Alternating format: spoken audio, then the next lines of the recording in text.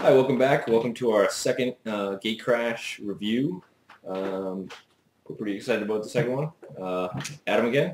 James again, and let's do black and red this time. Sounds good. So Balustrade Spy, not bad for a Demir Mill guy. Yeah, Flyer, pretty good. Yeah, You can get in there for damage. I actually really like this guy. Like, I mean, you play Lawless Lands and Limited, obviously, Right. and like he can potentially build like a ton of like really good stuff. Yeah, and Mill in Limited in general is really scary because you're only running a 40 card deck. It doesn't take too much to get milled out. Yeah, no, not at all. And like this guy might like, nut draw you get like 7 cards or something, and that's like gigantic. Huge. There's a guy actually that was running Demir Mill at the pre-release that went 5-0, like just mill out everybody. Yeah, I'm not surprised. So, yeah, he fits the curve of that deck pretty well. But that's pretty much it. He's not a constructor card, limited card only, but nope. That's about it. Next up we have Basilica Screecher, the 1/2 extort bat. Seems good. Fits the curve for that deck. It's one of the weaker guys in terms of like power and toughness. Right. Doesn't block nearly as well as a lot of the other guys. Right. The extort tends to cover up that ground a lot. Right. It gives you something to do for a few extra points of damage. Yeah, I think this guy's really good. Yeah, he's totally fits in that deck quite well. So does his job really well. Yep. Next up, we have Contaminated Ground. We've seen this before, and it's still probably not going to do anything. Yeah, pretty bad. Yep. So let's move on. Corpse Blockade. Cool concept. I like the wall of corpses kind of idea again. Like, I mean, it's exactly the same as the extort version, except that, this one's black instead of white, like 3 for 1/4 defender. Right. Except instead of extorting your opponent out, you're killing your creatures. Yeah. So not as good as the extort, in my opinion. Yeah, no, totally overshadowed by that completely. So the artwork's not bad. Yeah. So first, like I'd say, real card of black. Yeah. Cryptghast. Yes, this card's like pretty good. Actually. Yeah, I think we've seen like a double mana from black before, like Bubbling Muck, anything like that. Cabal Coffers, like there's plenty of things that double your black mana, but so this is kind of unique on a guy. It also has extort, which gives you an awesome thing to do with it extra mana. Right. I mean, the fact that it's on a guy makes him a little more prone to like removal. Right. But the fact that he's in a potentially constructed format with Shocklands of like we have like 5 different kinds of swamps that also make other colors. Like options are pretty open, and like you can curve out into like a Grizzlebrand on turn 5 or something with this guy. Yeah, I've seen a lot of like early talk of bringing back like Heartless Summoning decks because now not only do you get to cast him for 2 mana, now you can go crazy the next turn because now you have Heartless plus him in play, and it's crazy. Like just get your whole hand on the table. Yeah, then you cast Grizzlebrand really fast. I think this guy's pretty good. I would not be surprised to see him seeing some play in something. Yeah, I think he's definitely worth testing in constructed. I think he's that good, and he's crazy in limited. Like there were a lot were opened, and I saw, and it pretty much dominated the board when it hit play because they were able to just jump up the curve. And they always had extra mana for extort, so they were just like siphoning like crazy. So it's a pretty big doubles play too. Yeah. Anything with X becomes that much more scary when he's in play. So definitely a card to watch. Yeah, for sure. So next up we have the Shifted Ghastly Demise, I guess. Yeah, Death's Approach. Seems fine. I guess I like it in the Demir Mill strategies because like it's gonna get pretty big. Yeah, anytime you have a way to get extra stuff in the graveyard, that kind of effect is going to be bigger and bigger. And when 1 black, it can't be cheaper. So yeah, I mean, I wouldn't value it too highly because it feels like Harvest Pyre to me, like for Ministry block, where it's like if you don't have the fuel for it, it's like literally going to do nothing. Yeah. And especially if it's in your opening hand, you need to go through hoops to get some creatures in the yard. Like I could say playing 1, but it's on the tip of like being along with some of the worst removal. Right, I agree. So, better removal. Devour Flesh. I'm a big fan of this card. It's just another Edict effect, instant speed for appropriately costed mana. Yeah, so this is like a true Diabolic Edict, which we haven't seen since Tempest. Like instant speed sack is huge. It's really fun to be on the casting end of this because it's so much nicer to like blow somebody out when they like go to cast a creature, but they only have one creature in play. And, you know, like you're thinking ideal situation, like, oh, they have Geist of St. Draft in play, hard to deal with, and then they go to cast something and you can kill it. So you can wait to cast it when you want to because of the instant speed. You don't actually always have to cast it right away. Yeah, if this card goes nowhere else, it's definitely going to be in some black deck sideboards. I think so. Because, like, I mean, the Bant Hexproof deck is, like, all the rage right now. And yeah, it's pretty good. Like, Liliana's going to get a lot better, and this is just, you know, her Liliana ability. An extra one, yeah. Yeah, and I know I'm going to be playing this card in, like, my main Nephalia Drownyard decks, because, like, I could really care less about your life. Right. And, you know, if everyone's playing Thrag Test and stuff, I think it's, like, a great angle to attack from. This card slides right into that strategy very, very well. I can agree with that, yeah. And you could Snapcaster this. Yeah, that's pretty sweet. Yeah. You always got to consider the Snapcaster. Yeah, always.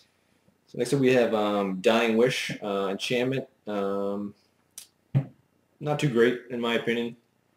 Yeah, it's because it's you control. Like, you can only enchant your stuff. Right. So, like, then you're like, come on, kill my guy, kill my guy. It's like similar to the murder investigation card we talked about earlier. Yeah. Where you're essentially going to get a bonus for, you know, one of your guys dying. But because it's an enchantment, it's, you know, extra scary because you just get blown out when you cast it, and then... Yeah, if they're planning on killing the guy anyway, they're probably going to... Yeah, it just feels like a weak way to get a bonus from your guys dying enchantments. Yeah, I mean, if you ever do get it to go off, you're probably going to win that game, but... Yeah, it's pretty sweet if, like, you know, again, you put on the Thrag Test. It seems good. Yeah.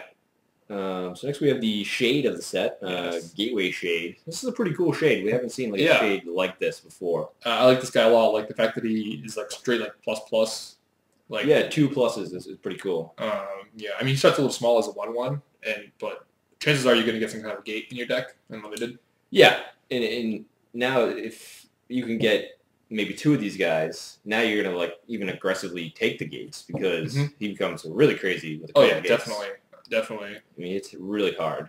And like some of the old gate guys, like in Return to Ravnica, were like, guy can't block unless you have a gate. I can't attack unless you have a gate. Right. Yep. Like, so even if you don't have gates, like this guy's still like a pretty decent beater. You can like pump up a lot. Yeah, you know, it would be pretty cool. Like when you get to draft all 3, if you can like draft this kind of like gate-based deck. Yeah. Because you know the Dragon's Maze like is going to be crazy mana. Like we found out that the basic land slot in all the Dragon Maze is a land, a gate or shock land. Yeah, or like one of the new card that they haven't told us. So so the mana bases for limited are going to be like really crazy because it's going to be like so many gates opened in your packs. So he's definitely a good card now, and I think he's just going to get better in limited. Yeah, I think this guy's like pretty solid. Next up we have Grizzly Spectacle. Probably straight up best removal in terms of black. In the set. There's not a lot of destroy target creature, just boom. Yeah, and it's got like a secondary like kill you effect like too. Bonus. Right. Like kill your good dude and maybe even kill you. It's like nice, 5/5 or 6/6, mill half your deck. Right. Like pretty good. Yeah, it's pretty good. Yeah, I like this card a lot. The artwork's not too bad either. Yeah, I mean it could be better, but it's flavorful. Yeah, I like the concept of like, don't look. Yeah. Next up, we have the Rat Walking Corpse, I guess. Yeah, Gutter Skulk. Just a bear. 2 for 2. Just a bear. Horror of the Dim. Like I'll play him if I have to. I'd rather he got unblockable. That would be better, and it would make sense with the blue activation. I feel like Hexproof's not entirely relevant because I can't see many situations where like I gotta kill that Horror of the Dim. No, he's not like powerful enough where you're gonna want to protect him with the whole Hexproof thing, and the 4 toughness on him protects him against like burn-based removal anyway. So it's kind of a weird tacked on ability. Doesn't really make sense to me. Yeah, I do like the artwork though. Like it looks very like creepy and alien-y. Like what is he, half spider? Yeah, something going on there. Definitely. Yeah, like a skull kind of face. I might not remember old Dimir, but like this current Dimir seems very like monstrous. Yeah, they definitely like up the creatures in Dimir this time, I feel. Yeah. Next up, Illness in the Ranks. Very niche sideboard card. Yeah, but very powerful. When it's good, it's going to be like really good. Yeah, I agree. To me, this has like the most implications in Modern. Yeah, definitely can see some Modern action there because like If they don't have, obviously you're referencing like tokens, Yeah, like white Black tokens is like pretty strong. They do have plenty of anthems to like break even, but this is 1 mana. Like their enchantments are like 2. Right. Like it's pretty substantial, and like they're gonna need to like put 2 on the table just to like get somewhere. Yeah, I agree. And you probably have other hate cards for their enchantments anyway. This card's gonna do a lot of work, I feel. Vastly overshadowed in Legacy by Engineered Play, obviously. Right, yeah, because Engineered Play just shuts down any creature type, so you can name, the token of your choice, or you can name any, elf or goblin, or, Very worth the 2 mana, being able to do something like that. It just gives you a versatile, card slot. If you have an infinite sideboard, sure, you can run both, but you don't, so. Yeah, this card's good to keep in mind when you're building a sideboard. Depending on the metagame you're going to, this could fill a good role for you. Yeah, and if like tokens becomes big and standard now with like the Orzhov lands, something to watch too. Yeah, like this is like really, really good against Sorin. Like, I mean, I know Intangible Origins is the format, but Sorin's just like, his emblem is +1/+0. Right. So like this still shuts everything off. So yeah, card to watch. Doesn't find the exact home in standard right now, but we'll see what happens with the Orzhov token. Good card, metagame dependent. Exactly. Right. Next up, we have Killing Glare, another X black removal spell. Mm-hmm. It's good. I mean, I splashed for it actually in my in my Simic deck. No, I can. This is definitely a splash card for sure. Yeah, I definitely pull this. I still like Deathwind better. Yeah, I think Deathwind's a little better. Especially like thinking of the creatures that are in standard right now, like obviously Thragtusk.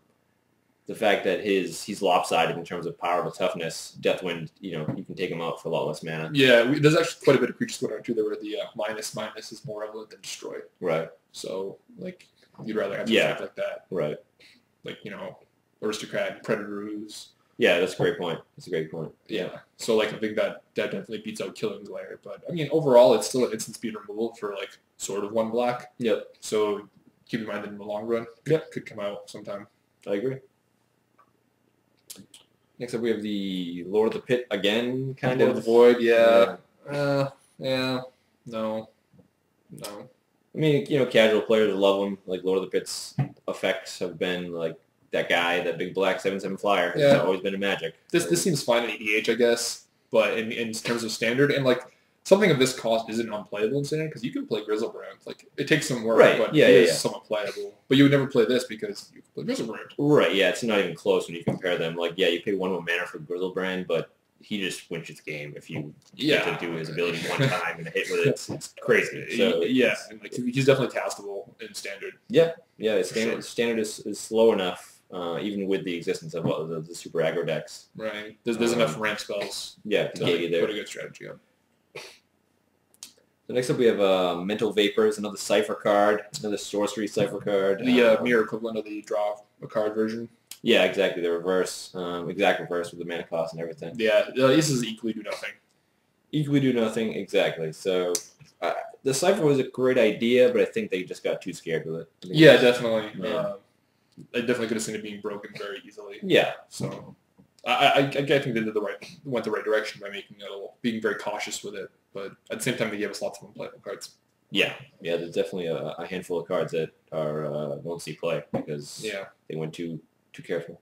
Yeah, same thing with the next card, Midnight Recovery, an exact same mana cost, same color, and Cipher. Yeah. This one we're getting like a raised dead effect here. So yeah, I actually kind of like this one unlimited, like a little better, because you can really attrition somebody out with an effect like this. Yeah, you're essentially you're a creature-based deck all the time, limited, so you're gonna have creatures to bring back. Yeah, like the reclaim effects or raised dead effects are generally kind of like meh, unlimited, but at the same time, like if it can do it every turn, yeah, now it becomes better. Like it's a lot better.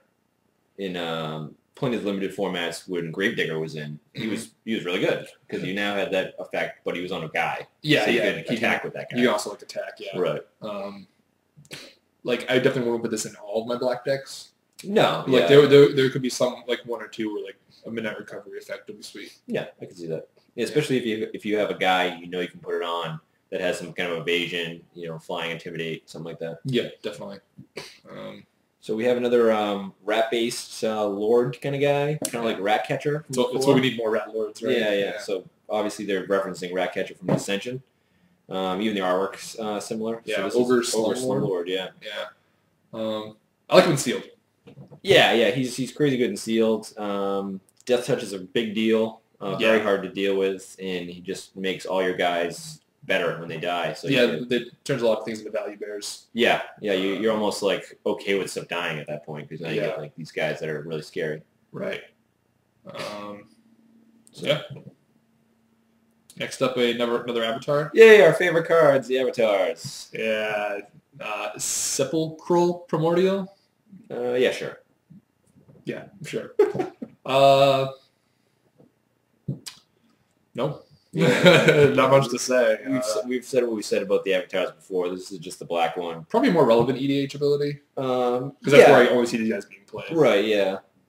It's pretty sweet. I mean, that's a pretty powerful effect in EDH when you can say, bam. Like with the blue one, like taking instant sorcery, like taking creatures is probably pretty sweet too. Right, because everybody's playing like really strong creatures. Yeah. Like a Chroma and stuff like that. Something kind of disgusting if you were to take it. Right.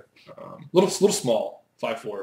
Yeah, I mean they give him Intimidate to get him in there, but there's a lot of artifact creatures in EDH too, so like doesn't make him like unblockable. Like I actually would prefer flying, Okay.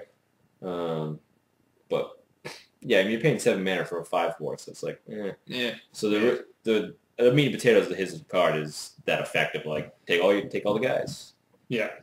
Yeah. No, it doesn't really do much. Yeah, so it won't see. I would be amazed if it sees a constructed deck. Yeah. So now we have Shadow Alley Desidin. It's another one of the Desidins. Yeah.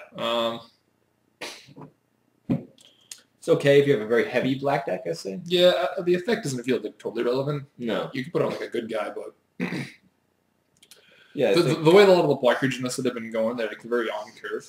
Yeah. So like you really don't like sandbagging with 1 or 2 might not be like that beneficial to you. Right. And because they're on curve, they're not exactly the largest guys. So it's like, I'm gonna hold on to this dude so I can make my 1/2 extort bat unblockable. Right, yeah. Black clearly isn't the like aggressive deck in this limited format. Yeah. So the fact that you're gonna get in there with the damage for a turn, it doesn't seem that super relevant. Because they're almost more defensive based. Yeah. So Shadow Slice, another Cypher card. Nope. Yeah, this is actually one of the worst ones, I think. Yeah. 5 mana for a lose 3 life. Yeah. We do have Bump in the Night. Like, hello. So much more efficient. Yeah, like... Yeah. Like, this is almost a flashback Bump in the Night. Yeah. Like, it just doesn't... I don't even know what they were thinking. I really like the idea. Like, a lose 3 life on a Cypher seems awesome. I really like that. Yeah. But it's just way too cryptic. Yeah, if they were that scared of it, like, why don't they try, like, maybe I'll lose 1 life for, like, 1 mana? Yeah, even that seems fine to me because that's really just like a +1/+1. Right. Right. Right. I think that could have been better, but yeah, definitely 5 mana lose 3 doesn't seem even remotely playable. Nope. Slate Street Ruffian. It's okay. He fits in with the like Dimir strategy of you want to like have good guys to block. He gets an effect when he dies. Yeah, it's just when he's blocked. Yeah, I actually like this guy. Yeah, he seems alright. Yeah, blocked. Yeah, like it just makes blocks like really like cruddy for your opponent. Yeah, especially when they have like later in the game when they have like very few cards in hand, and generally those are better cards because either they're expensive spells that they can't possibly cast, or they're sandbagging a removal spell. Right. That you can maybe get out. I like this guy in extort decks too because like you're pressuring them from multiple angles. Right. And like they feel like they really have to block this guy. Like I just like drained you for 3, and like now I'm swinging with a 2/2. Like this is getting pretty relevant. Like I have to block this guy, so you're putting him on the back foot. And you're making decisions even more difficult. Yeah, I can see that. Yeah, I like this guy. I like the artwork quite a bit. I like the tilted perspective with the light behind him. Mm-hmm. It's pretty neat. Yep. His Jim Murray does pretty good work. Very similar to Paulo Parente back in the day. Smog Elemental. Hate this guy. Where's Godzilla? We need Godzilla to come clean him up. Yeah, 6 mana, 3/3 flyer. Like. Yeah, he has like kind of a relevant ability because he's a flyer and he'll neuter other flyers, but he needed to be bigger. Yeah, they feel like they could have done at least 4/4 on him. Like, I mean, look at the size of him. Like he's like encompassing like a city. Yeah, like buildings. Yeah, you're right. The artwork in comparison to the actual like card like power and toughness, it doesn't thematically make like sense. I know it's smog, but isn't that stuff like I can't see? Like there's things Not everywhere. to mention smog is supposed to be poisonous, so like it yeah. should be a little more painful. But, Yeah, I feel like this guy should have been like a bigger creature. And I'm not even crazy with the artwork. He looks pretty like dumb. yeah, he looks like a manta ray. Yeah. Smoke manta ray. But, Yeah, with like a little bit of like lightning for eyes. yeah. So next up we have one of the few like almost aggro extort guys. Yeah, Syndicate Enforcer. I like this guy. Yeah, I think he's a really good in the extort deck. It gives you somebody that you can actually beat down. Mm-hmm. Again, he's on curve with the other extort guys we've seen. Yeah, like the extort deck like really curves on nicely. It does seem that way. Yeah, like I really want to draft it a few times to see if the curve is as good as it seems it is. Yeah, and like like the extort helps fill in the curve gaps. Right. It's like it turns all your 2-drops into 5-drops with extort triggers. Right. So like it's a very mana efficient ability and mana efficient guild, and I'm pretty happy with it. Yeah, it really increases like your top decks now because like all your top decks are like, oh great, this is like the main guy, but oh wait, I'm just gonna cast it and drain you for 3. Yeah, it's like whoa, great. All right, suddenly everything you have is like a lightning helix. Yeah. Like, it's pretty sweet. Right.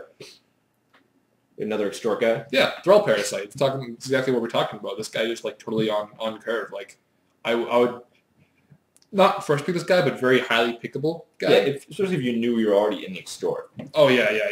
Like I wouldn't pick him if you're going to Gruul or something. Right. Obviously, but like this guy's really good in the extort decks, and he's exactly what you want. Like you were saying, like he's a 1-drop guy you can play late game and trigger all your extorts. Like yeah, it's phenomenal. Yeah, very good. I mean, there was examples where people were just playing stuff weirdly just to get extort for like 4 to 5 damage. Yeah. So it's like I can see you picking this guy really highly if like your first pack's like Crypt Ghast. Yeah. Like I know what I'm doing with this draft. Yeah, serious. It seems pretty sweet to me. The next one we got is Undercity Informer. Definitely in the Dimir action with the whole mill strategy. Seems like one of the better ones to me. Gives you something to do with like as you're chump blocking to like survive because you're on the mill plan. You don't really care about the damage. You're just trying to survive. So now all your guys turn into this mill effect, which is a very strong mill effect. Yeah, it's the same effect that that creature has. Right. It's like it's almost the mill theme for the set is this whole which is like a really go till you hit a land. Yeah, I mean Mind Funeral's a $5 card. Yeah, it's a real deal. That effect is very powerful. Like, yeah. I think this guy's good. I think so too. You know, he's a 2/3, which for 3, which isn't awful, and he's got a pretty strong ability. Yeah, definitely. Undercity Plague, more Cipher. Again, I like the ability, but very, very, very cautious. Yeah, extra part, like very expensive. It's kind of like a smallpox. Yeah, it's a variant of it. I feel like there's no way to take abuse of this effect. Yeah, and like a standard. Right. And the effects where you could, like Modern or Legacy, like you would just never play those over Smallpox. Right. Yeah, it's not even considerable in those formats. Like those formats are way too fast. Yeah. You're paying 6 mana for this thing. Like right. If you're paying 6 mana for spells in Modern and Legacy, like they're doing huge things. You know. I don't mind this card very much, like sealed, but it's a very like you're not going to make use of it until like you're already winning. I feel like it's not going to pull you out of a jam. Yeah, it's definitely not going to save you. No, it's like you already need to be ahead just for it to make you even more ahead than that. So yeah, it's almost like a win more. It's very win more. Which like isn't really not where you want to be. Right. So I feel like it's kind of like a waste of slot in a lot of decks. So yeah, that's not bad. So next up we have the last black card, which is I'm really high on this card. James is I think it's okay. Right. I think it has potential. I think what I'm so high about is because one of the big things zombies was missing. So we're talking about White If Precinct 6. Yeah. Was missing was 2-drops. So like the big argument was like, they have no good 2-drops. So like especially now where, everybody's on the black-red zombies and, they've have different 2-drops. They've tried different cards and they've always been okay, but not great. This guy seems crazy. Like, yeah, when he works, he's definitely like ridiculous. Yeah. The only issue is like your example in the zombie decks. I feel like there's not going to be enough creatures in your opponent's graveyard for him to actually be like a relevant size. Yeah, I mean, granted, if he comes down turn 2, like he's probably going to be a 1/1. Yeah, like almost definitely like a 1/1, and you could make the argument for using your removal spells more on creatures instead of like to the face because generally it's like burn spells. Yeah, especially when we're in the black red. Yeah. Yeah. It's like, why wouldn't you just like throw out the face? Like, yeah, I understand you can get more damage. I do want to try him in go back to green black though. Okay. I want to try him in that because now I have 2 good 2-drops. Yeah. In that situation, I feel like he's just going to like be fed to the troll because the troll seems vastly superior. Oh, troll's definitely better. Like the troll gets the counters at your discretion, and he never dies. Yeah. I'm not saying he's better than troll, but it just gives you like another 2-drop, which is 2-drop slot in that deck is like really good because that's you're already applying pressure with your 1-drop. To continue that pressure with the 2-drop is huge. Like the best hands they always have is like 1-drop, turn 2, 1-drop, 1-drop. Yeah. But now they'll have like that more frequently because now they'll have 1-drop, 2-drop as well. Right. Yeah. I mean, you've got to make room for the deck, room for it in the deck. Yeah, I'll have to see like how that plays out, but I think I do agree he has potential. I think he has potential, and I think he top decks really well. You know what I mean? Like it's super late game, like battle pretty hard, like 6/6. Yeah, 5/5, 6/6. Now we're talking like 2 mana, sweet. Yeah, the thing is, like, I'd rather like more of an effect like that early on than have to wait till. Right. Well, but they're not going to print Tarmogoyf again. Like, no, they're not. Clearly, but I mean, I feel like he could have been like maybe a 2/1, like a 1/2. Okay, I can see 1/2. Yeah. Get him a little more beef. What about like maybe in like a mill strategy where like you're actually actively milling them? I'd rather just play more mill cards. Like, I'm never a fan of like having like aggressive cards. Like aggro mill. Yeah. Aggro mill because it's like, well, I'm gonna try to kill you this way, but then like, hold on, I drew my white of precinct 6. I guess I gotta get you 20 now. Like, I feel like just be more streamlined in your strategy. Yeah, I guess that makes sense. And that's all the black cards. Yep. Now on to the red cards of the set, starting with Act of Treason. Which reprint, we've seen this before. Yeah, it's a fine card. Yep. Does what it does. The threaten effect is still good. Yeah, it's still very like playable in a limited deck, for sure. Oh, yeah, crazy good limited. In sealed, especially. Yeah, I love these cards in those formats. They're always such a big blowout. Yeah. There was a kid that actually had 3 in his deck the other day. Like, it's just like, steal your stuff every turn and kill you. Yeah. I've stolen many a Archon of the Triumvirate. Oh, yeah, nice. That's never a good one for them. Yeah, really. So the next up we have Bomber Corps. One of the better battalion guys in my opinion. I like this guy. Reusable 1 damage is pretty effective, especially when you get him in multiples. He's really crazy. Yeah, you can definitely like punish some draws pretty easily. Yeah. And it's like reusable removal as long as they're of appropriate size to kill. Yeah. And if not, they can go to the face, which is like an all-star effect and limited. Yep. So it can be directed to more than one target. He's fine. Without battalion, he becomes pretty bad. But yeah, when you have a battalion going, he's very good. Cinder Elemental. I like this guy. Yeah, I like this guy too. He's like it's a dude that can attack and then a fireball. Yeah. He's a big threat on the table because he presents this X damage late game. And then he's like almost a constant deterrent from them playing like a really good guy because then you can be like, oh, I'll just kill him. Yeah. He does cost 4 mana for a 2/2, so he's not exactly like swinging into the red zone pretty early. Right. Yeah. But like late game, just like play him and then cool. When I untap, like I'm gonna burn your face off. Yeah. Like, seems fine, and he can kill creatures, like you said. So yep. I think this card's good. Yeah, very good. Uncommon, so he's not gonna pop up too much. Right. But it's a pretty powerful effect, so it feels right. Yep. Next up, Crackling Perimeter, another gate enchantment. Yeah, no, this one, it's pretty cheap. Yeah, 2 mana. That's pretty good. But I feel like it doesn't do nearly enough, especially in something like... No, this card just doesn't do anything. Yeah, I mean, you'd have to have like 6 gates in your deck to like really care about the card. And even then, it doesn't even hit creatures. Yeah, the fact that it's just to the face, this is pretty bad. And you have to like jam a bunch of off-colored gates in your deck to make it bad. Like it just makes your deck awful. Yeah, I really wish there was more like gate cards in these sets, like not necessarily lands. Yeah, like maybe there's like a creature or something or an enchantment that's a gate, like another permanent type that happens to be a gate. I think it'd be like an artifact. Artifact would work well, yeah. Yeah, just like something to make these cards a little more like usable or playable. Yeah, I agree. Some way. I agree. I think they definitely missed the boat on that one. Yeah. Next up, we have Ember Beast, which I think he's fine. He's a good beater.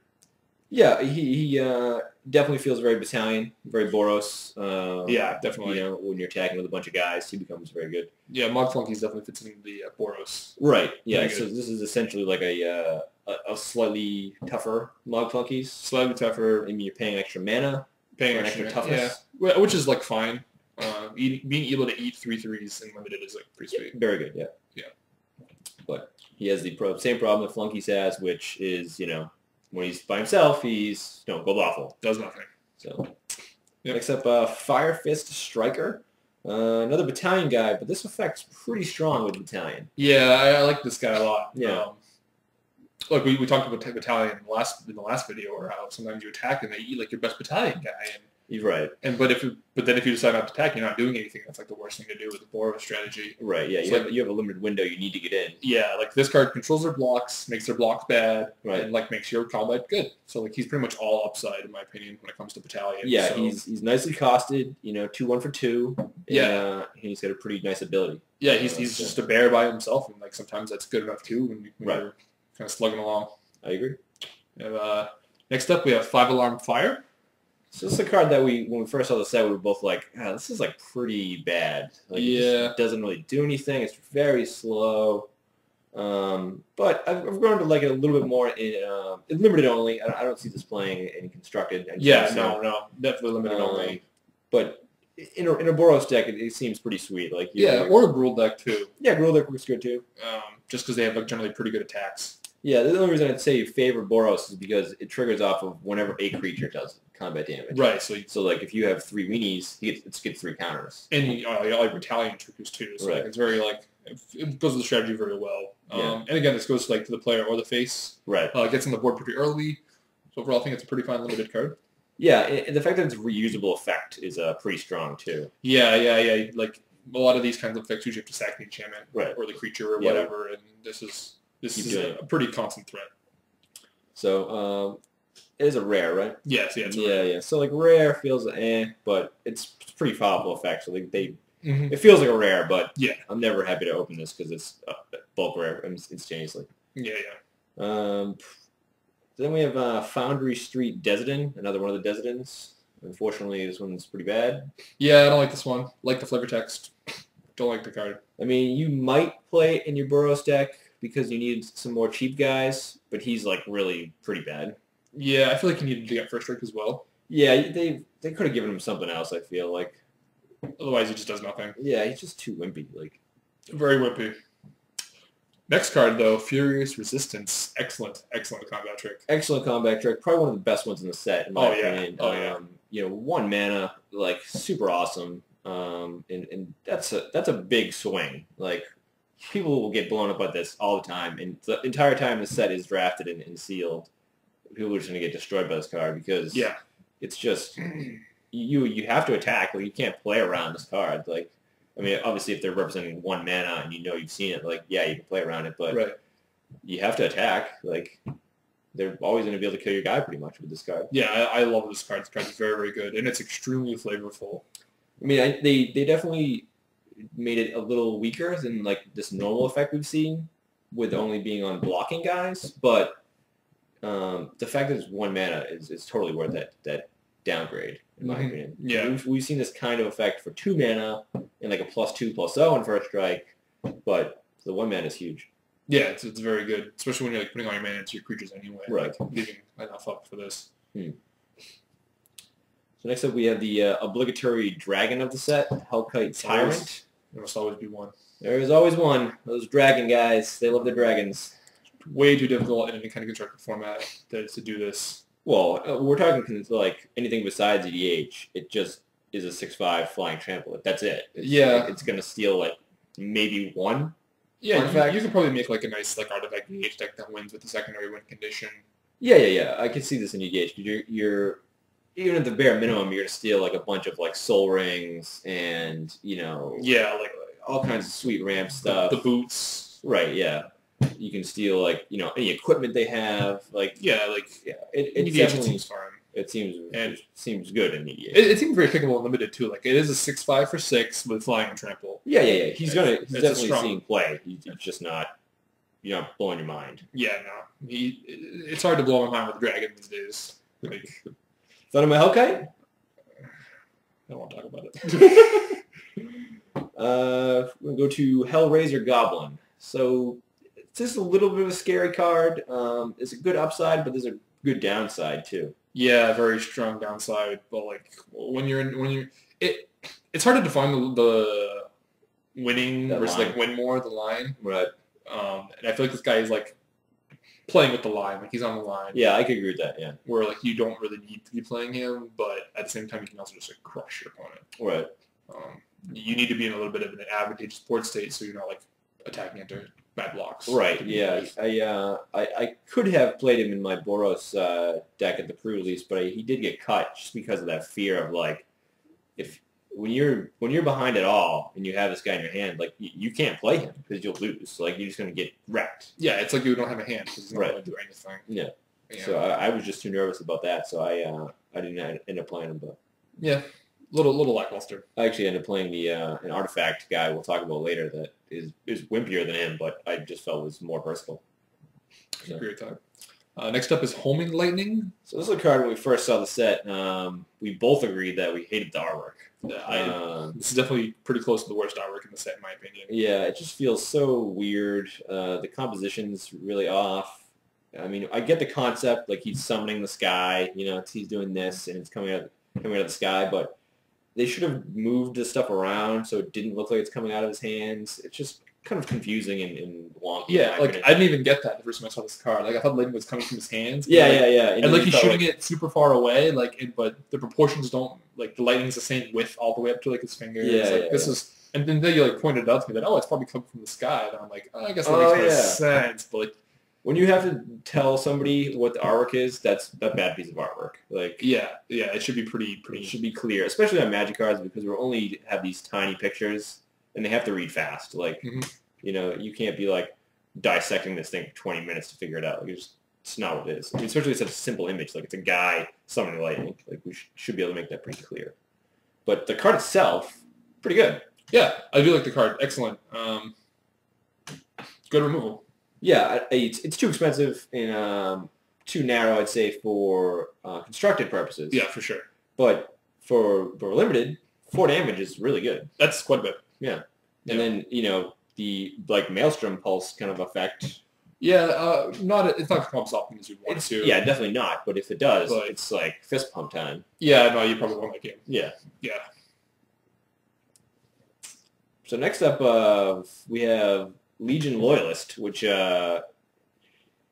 he's another one of the battalion guys that has like a ton of upside, but a ton of downside. But this one has probably the most upside because it makes combat crazy for you. Like, yeah, this is like an 80-20 in your favor. Yeah. On the upside. Like he's a 1/1 haste, so he's like really fragile.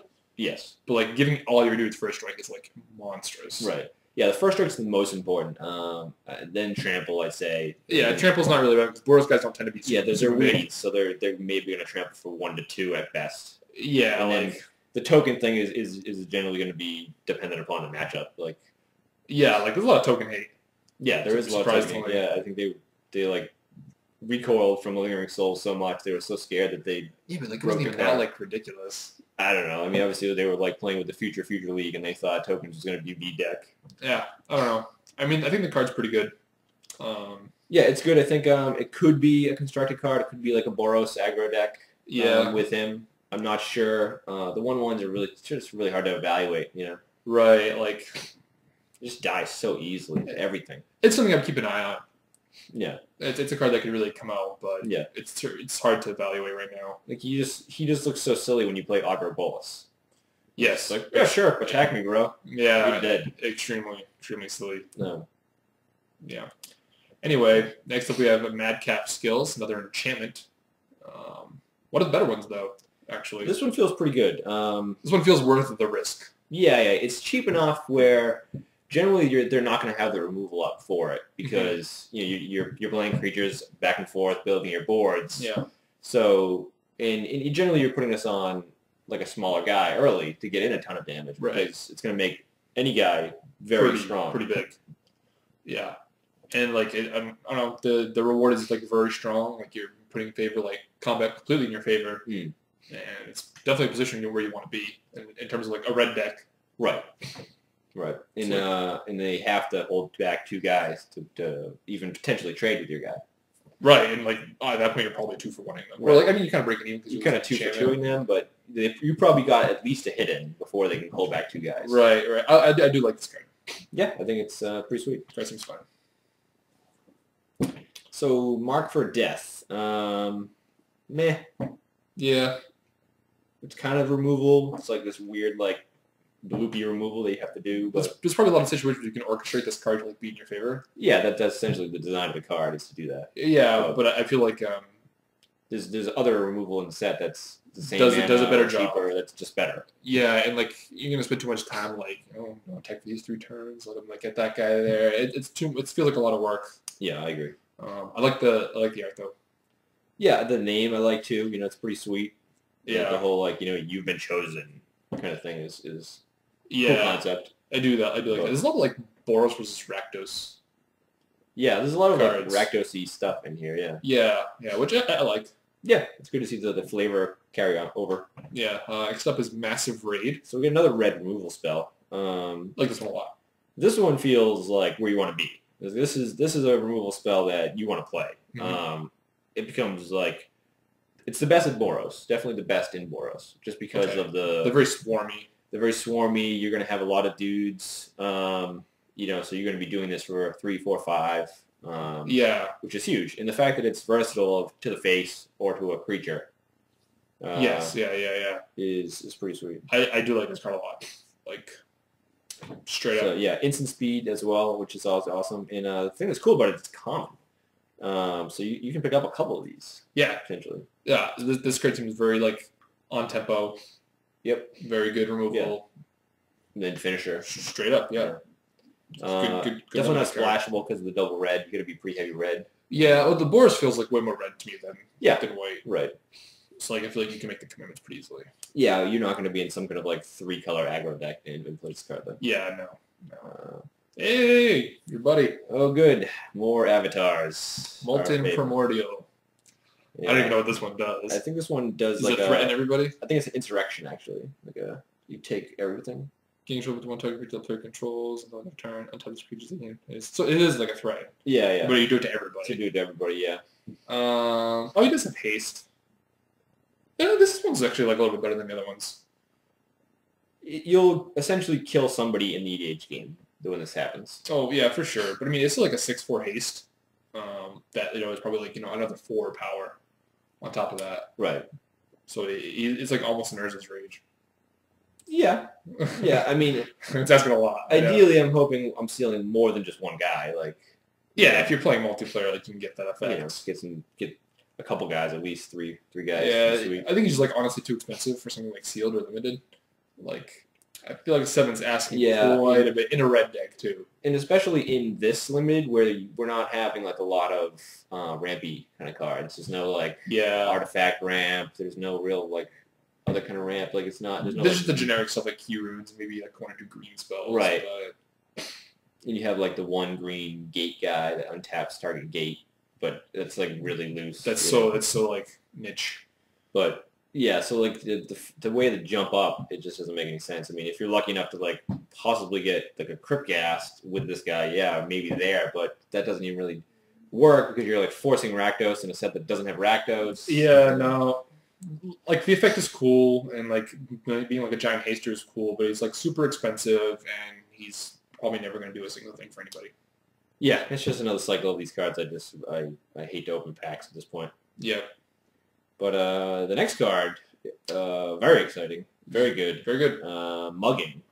So another 2 damage, like shock type card, but with a nice tacked on bonus. Yeah, I like these kinds of option cards. Right. Like generally option cards like, well, the Punisher variant cards are pretty bad. But this card with options to me is like wicked sweet because like I can kill somebody or kill like a creature. Yeah. Or like get you off a good blocker. Yeah. Like probably kill you that way. Yeah. Like, to me, this card is really good. Yeah, I think it's a potential card in red deck. I really do. Another common. Yeah, it's like these like pretty strong red commons. Yeah, red has some strong common removal. They're definitely pushing the. I think they were trying to help out Boros. They realized Boros was maybe a little weak. Yeah, they were trying to give it some good removal. At the same time, like it's also going to Gruul too.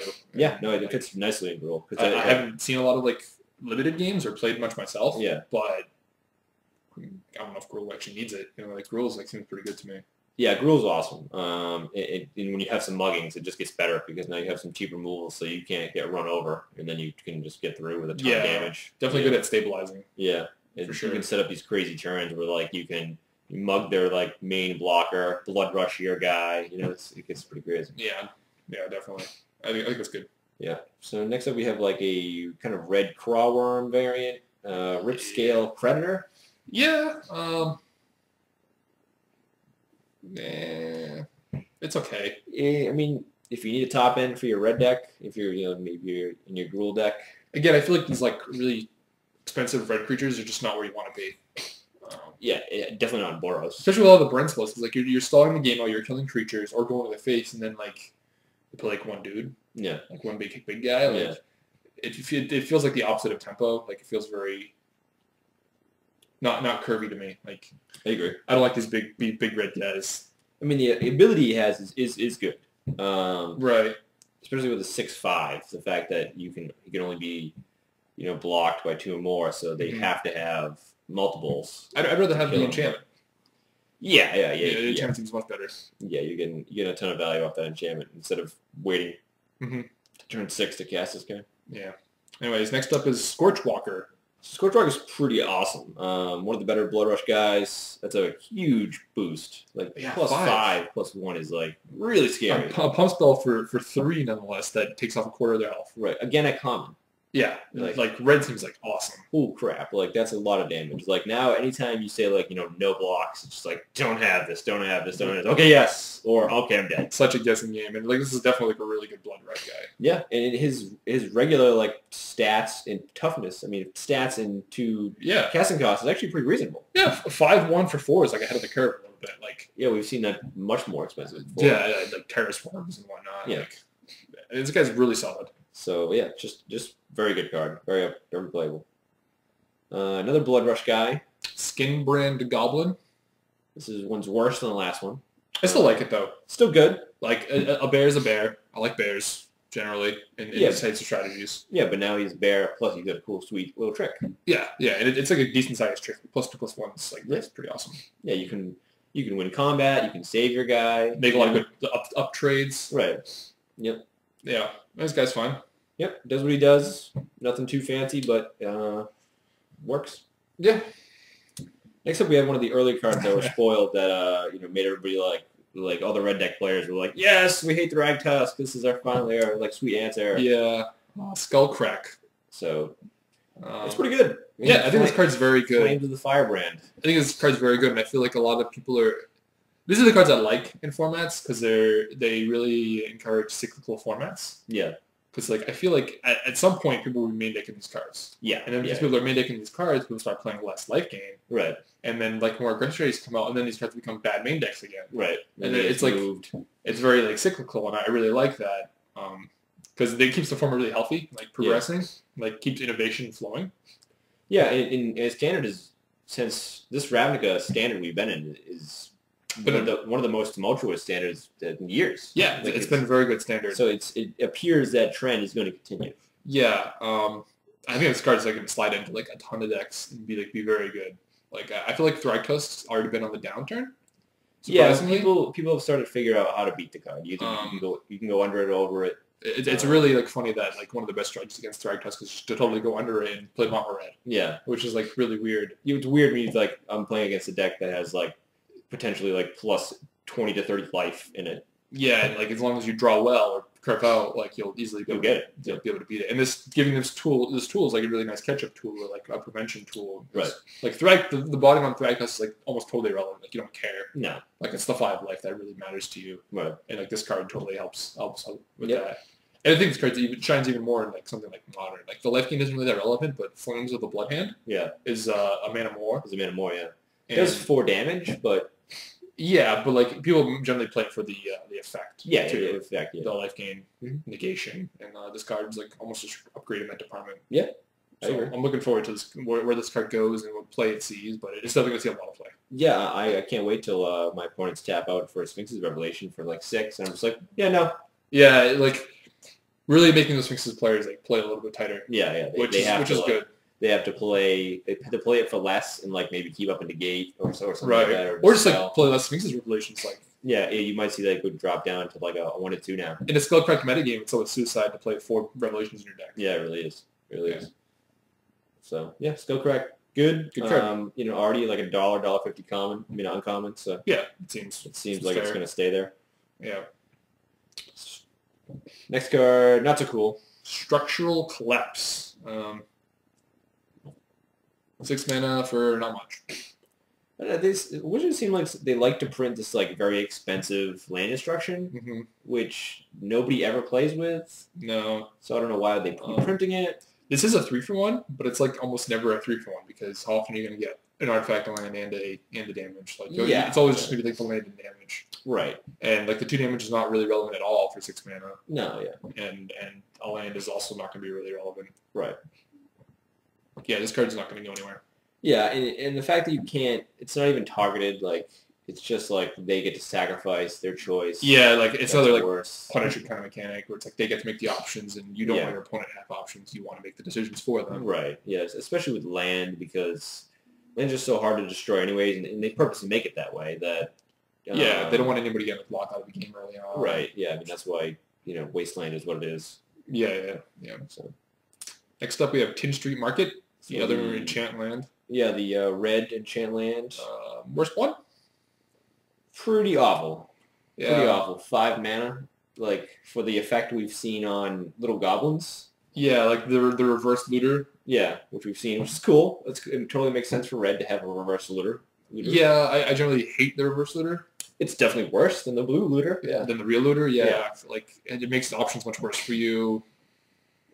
Like before, you would like loot and then like, oh, I'm drew a land I don't need. I'll discard that. Of course, yeah, but they can't give red like as good card advantage, so they're gonna make it worse. And this is their response. Yeah, very like flavorfully, like not really thinking of decisions. They're just rushing out there. Like, yeah. Red is about chaos and not knowing what they're doing. So yeah, unfortunately, these effects are overcosted and don't do anything. Yeah, this one's pretty bad. It especially when you compare it to the blue one that we talked about earlier, that grants flying. Yeah, that's so much better than this. It's ridiculously better, and it's like way cheaper. Much better. Was it cheaper or the same that it cost? No, it was 2. Was it 2? Yeah. Yeah, it's not even like in conversation.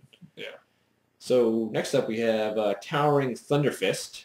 Yeah, totally playable in my opinion. Yeah, I think this card's pretty good. 4/4 for 5 is like about on curve as long as he has an ability, and he does. Yeah, you got to pay to make it the ability, but Vigilance is a real deal. Vigilance is good. Like a 4/4 Vigilance guy is big. Yeah, that's a good clock plus a good blocker, and that's exactly what you want with a Vigilance guy. Right.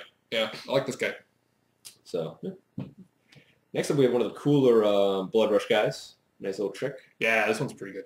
Yeah. No, first strike instant speed is blowout town. In my opinion. Fiashino Shanktail. Right. I like him. I think he's very flavorful too. Like I just love the whole like Gruul having multiple clans and like they're all like a little different. And one being full of raptor people is pretty sweet. Yeah. They have all these like more chaotic creature types, and it totally fits with that tribe. Yeah, this guy's just like straight up good, and he's like awesome to play too. Like a 3/1 first striker's always like historically been pretty good. Yeah, I mean he did a lot of work. Does a lot of work. Yeah, this guy's awesome. So yeah, playable. And we have Warmind Infantry. Another battalion guy. Not as exciting as some of the other ones we've seen, but yeah, I think definitely he's fine. I think he's fine. I don't think he's bad at all. Like, I do like him at 3 mana. It feels good. He helps pump up your little cruddier battalion guys. Does it give everybody or just him? 2 other creatures. Oh no. No, it's just him. Oh, it's just him. Okay. Yeah. So you become 4/3. That's fine, I guess. Yeah, he's okay. Yeah. Okay. Yeah, that's fine. Hopefully you can trade up. Yeah, that's the at the least they're gonna block him and hopefully trade with a decent guy. Yeah, the fact that he has 3 toughness is like a lot in his favor. Yeah, especially when we've seen a lot of the other Boros battalion guys have like 1 to 2 toughness. Yeah, just hope you never go against the Viashino Shanktail. Yeah, makes the guy just shuts down. Pretty silly. The card shuts down a lot of battalion. strategies. Well, first strike in general shuts down the battalion. Yeah. So unless you have the pinger guy, which seems good. The guy that does 1 damage makes that Viashino guy look pretty silly. Yeah, that guy looks better and better. So the last red card we have is Wrecking Ogre, another Blood Rush guy, rare. It's a pretty strong ability. pretty strong double strike. Yeah, I mean, this is totally right just because of double strike. Yeah. Just because double strike's like a lot of damage. Yeah. But I really like this guy. Doesn't feel first like pickable to me. I don't know. It's tough. I think I've taken him. I mean, like, unless there's like a really good removal spell. Yeah, you'd have to see the pack, but like I feel like he can be outshadowed by some of the commons and uncommons in the set. But he definitely does a lot. Like +3/+3 double strike on the Blood Rush is like pretty monstrous. Yeah. You're probably winning that turn if you're doing that. Yeah, it's a nice catch up too because like you give me something +3/+3, and they're gonna first strike something into oblivion too. Yeah, but I mean, like, okay, say this is a scenario of like, you have a 2/2, and then you Blood Rush this, and like if they don't block it, you just took 10 damage. Yeah. So I mean, that's like a testament to the Blood Rush ability in general, though. Yeah. Like it's very strong, and this guy is definitely a good wielder of the Blood Rush. He's like mono red. Yeah. So like there's no commitment to green at all with this card, so he's definitely splashable. Yeah, you can play him in pretty much anything you can splash him. Like you may not be able to do his Blood Rush all the time. Mm-hmm. But I mean, his regular body is awesome, anyways. So. Yeah. I think the card's good. Yeah. So that wraps it up for black and red. Yeah. We'll be back with green in the first of our multicolored, right? Yep. Nice. Yeah. Look forward to seeing you next time. All right. See you later.